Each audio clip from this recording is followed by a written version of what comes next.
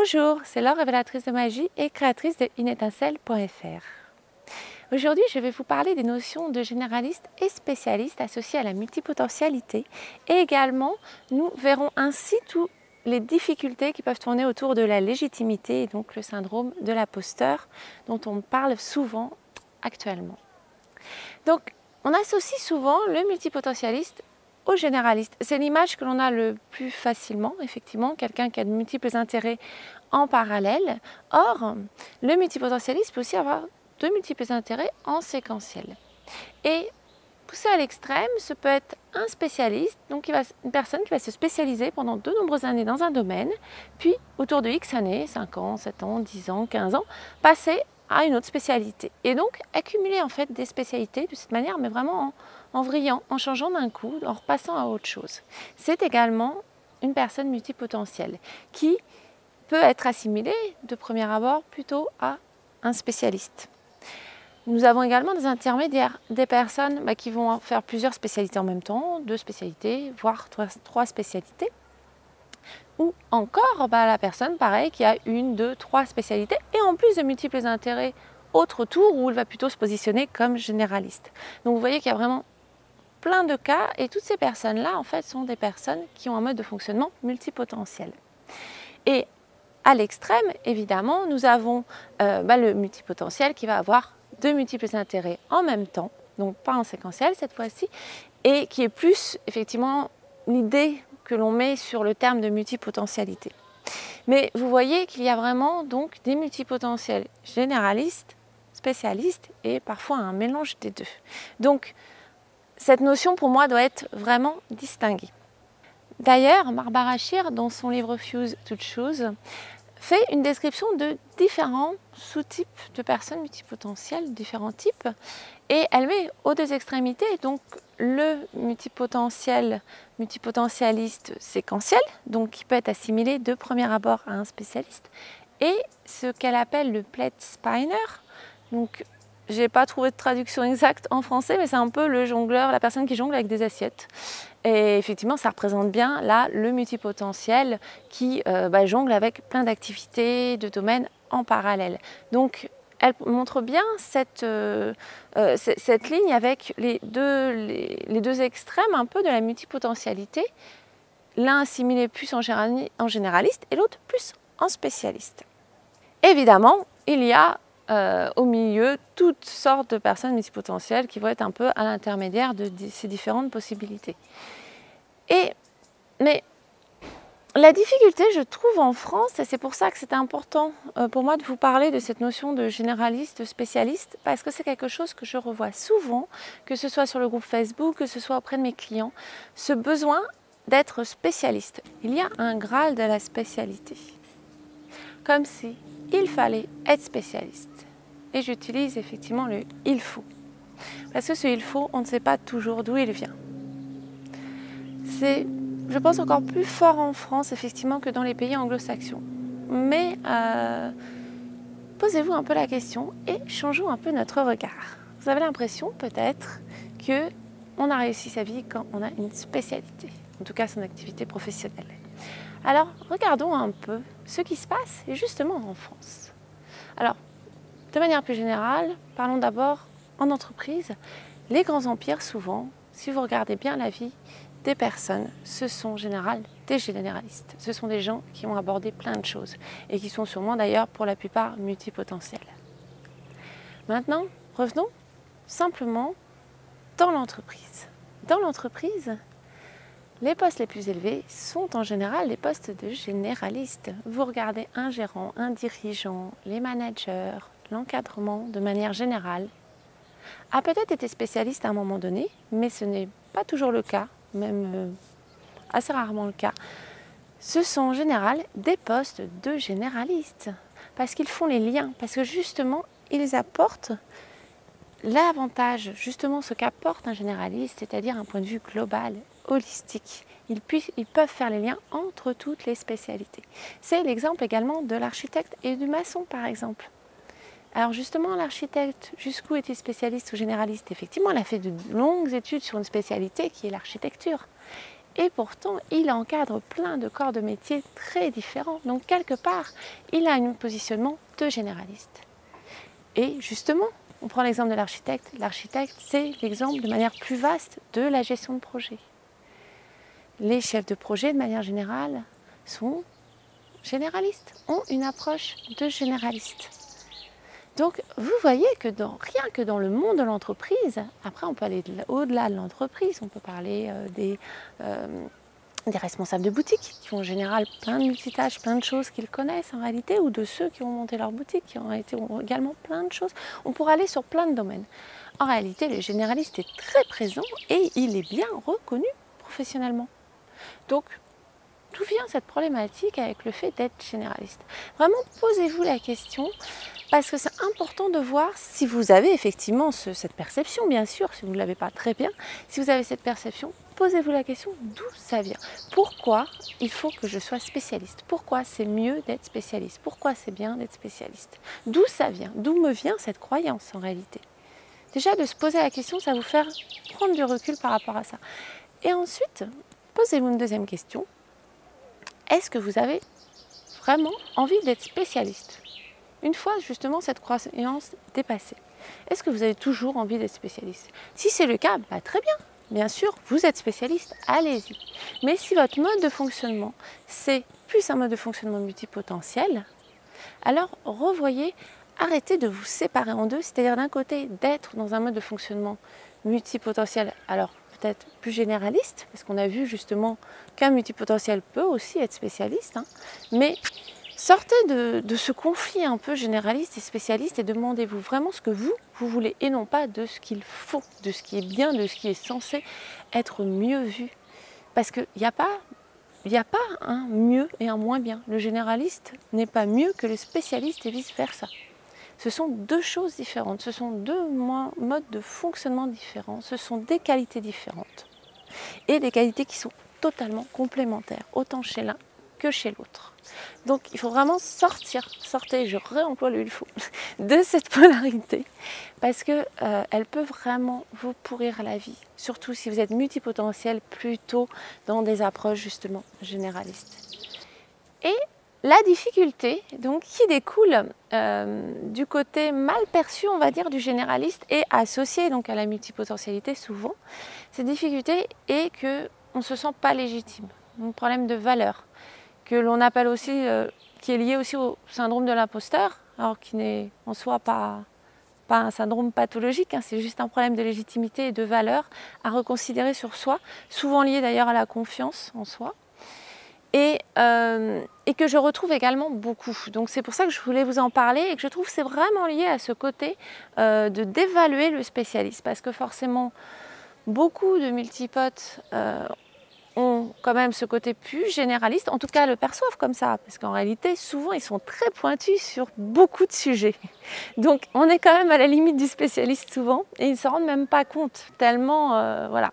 Donc là-dessus, je voulais vous en parler aussi parce que c'est vraiment tout ce problème de légitimité. Il y a déjà deux choses. Sachez que lorsque vous commencez quelque chose, vous commencez un nouveau domaine, un nouveau métier. Effectivement, en tant que multipotentiel, ça peut vous arriver assez fréquemment. Et là, vous pouvez avoir l'impression d'être totalement débutant. Or, pour moi, vous n'êtes absolument pas. Vous n'êtes pas comme quelqu'un qui sort du bac, par exemple, à 18 ans, qui va être relativement, effectivement, débutant. Si vous êtes déjà riche d'expérience, de domaine de connaissances, vous n'êtes absolument pas débutant, même si ce métier est nouveau, même si ce domaine que vous abordez, vous ne le connaissez pas encore. Parce que toutes vos expériences, elles vont venir enrichir votre manière d'aborder les choses.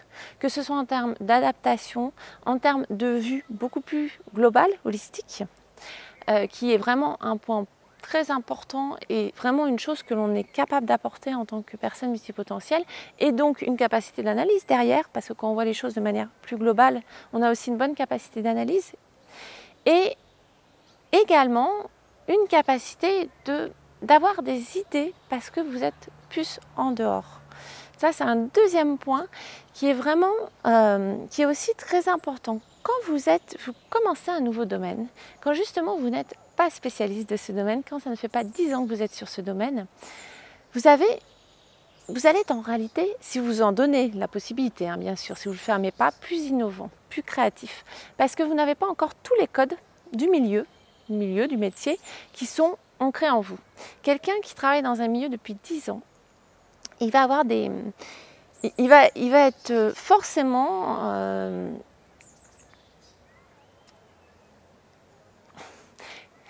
Quelqu'un qui travaille dans un métier depuis 10 ans, il a forcément les codes qui sont ancrés en lui, même s'il ne les recherche pas forcément. Il est dans ce milieu depuis très longtemps, donc tout est intégré. Et il y a aussi les manières de faire, les manières de ne pas faire. Vous arrivez, vous n'avez pas ces fermetures en fait, ce sorte de cadre imposé.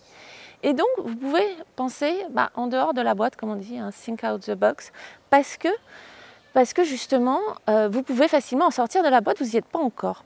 Donc pensez à ça, il y a vraiment deux choses. Quand vous abordez quelque chose et que vous dites, voilà, c'est quelque chose de nouveau, je commence, donc par exemple, j'ai pas la légitimité. Alors c'est faux pour moi parce que vous avez énormément déjà de choses à apporter. Vous avez justement cette ouverture d'esprit que n'ont pas les personnes qui sont là depuis longtemps et vous avez toutes vos expériences, vos connaissances qui vous permettent de voir une vision globale, d'être adaptable, de peut-être du coup réagir plus vite, d'avoir une bonne réactivité. Donc vous avez déjà énormément de choses. Donc déjà ne vous voyez pas comme un débutant, ce n'est pas vrai. Première chose. Ensuite, si vous commencez quelque chose que vous avez envie. Donc là, je parle vraiment, et je pense qu'en général, il y a toujours ce fort enthousiasme chez les multipotentialistes qui se retrouve. Donc si vous allez vers quelque chose, c'est que vous en avez envie. Donc vous en avez envie d'apporter quelque chose aussi. Vous avez envie de donner, de pouvoir aider peut-être, de porter votre créativité, de plein de choses. Et rien que cette envie, cet enthousiasme, déjà, il fait que vous êtes légitime. Dites-vous bien ça par rapport à quelqu'un justement qui va aller peut-être dans un domaine parce qu'il se dit tiens ça sent bon là-bas et je vais peut-être pouvoir gagner plein d'argent mais le domaine ne m'intéresse pas du tout. En général les personnes multipotentielles ne fonctionnent pas comme ça, elles fonctionnent vraiment à l'envie. Bon, sauf si évidemment on peut se brider par moment. Mais si vraiment vous allez avec cette envie, ce désir d'apprendre, vous ne pouvez pas être illégitime. Parce que la légitimité, n'oubliez pas, c'est vous qui vous la donnez, c'est personne d'autre. Ce n'est pas les autres qui vont vous la donner. C'est-à-dire que si vous arrivez, vous vous sentez justement illégitime, vous avez cette sorte de syndrome de l'imposteur, forcément ça va se voir parce que vous allez vous sentir pas à l'aise, vous n'allez pas vraiment poser les choses. Et du coup, les gens en fait vont vous le renvoyer parce qu'ils vont avoir envie de vous poser des questions. Pourquoi tu es là? Qu'est-ce que tu fais? Qu'est-ce que tu as fait? Parce que justement, vous dégagez cette incertitude. Et ils vont plutôt vous renvoyer l'inverse de ce qu'il vous faudrait dans ce cas-là. Donc, prenez bien en compte que la légitimité, c'est un travail sur vous, c'est pas les autres. Les autres, ils vont vous l'apporter après, quand vous aurez déjà, vous, une certaine posture vis-à-vis de ça. Donc, évidemment, quelles sont les différentes choses qui peuvent vous aider à acquérir cette légitimité? Parce que ne vous inquiétez pas, ce n'est pas quelque chose qui se garde à vie. Vous pouvez tout à fait dépasser ce syndrome de l'imposteur et justement travailler sur votre valeur. Donc c'est déjà forcément la confiance en soi. C'est vraiment une très bonne base. C'est pour ça que moi, dans tous mes accompagnements sur la reconversion, on travaille sur les talents naturels et tout ce qui est accomplissement. Parce que ça donne une confiance en soi, ça permet vraiment de voir tous les acquis, tout ce qu'on a et tout ce qu'on a fait, dont on ne se rend souvent pas compte. Donc déjà, évidemment, le travail de manière générale sur la confiance en soi, c'est une très bonne base. Ensuite, il y a aussi l'habitude de l'action. Parce que souvent, effectivement, le problème de légitimité, c'est dans l'action qu'on l'a. Et donc, vous allez vous rendre compte que plus vous faites des actions, moins vous avez peur de ça et plus vous habituez à l'action. Alors c'est vraiment là une question d'habitude. Au début, on est terrorisé, la moindre chose, on a du mal à y aller. Et puis petit à petit, ça devient de plus en plus simple. Donc il y a effectivement une habitude dans l'action qui va petit à petit vous faire aussi tomber ce problème de légitimité. Et puis avec forcément... En faisant de plus en plus, vous vous sentirez de moins en moins légitime, c'est une évidence aussi. Vous avez également une posture. Vous pouvez vous mettre en termes de essai et erreur. Vous vous dites, bon voilà, je teste, je n'ai pas forcément tout, mais je teste, je vois si ça marche, je vois si ça me convient, je vois si les gens en face sont contents de ce que je fais. Et vous vous décalez un peu de cette pression de vouloir absolument, j'ai presque envie de dire, être parfait là, parce qu'on va retrouver souvent les problématiques de perfection derrière. De la peur justement que si on n'est pas parfait, que s'il y a une petite erreur, que les gens voient qu'on n'a aucune valeur derrière, qu'on n'est pas légitime et alors que ça c'est faux, hein. C'est notre projection à nous. Donc voilà, tout ce qui est aussi, tout ce qui est posture mentale, de vraiment vous dire, bon bah voilà, là je teste, j'y vais, je m'amuse, même amusez-vous. Retrouvez votre enthousiasme, amusez-vous, oubliez cette légitimité un peu et dites-vous, on va voir ce que ça donne.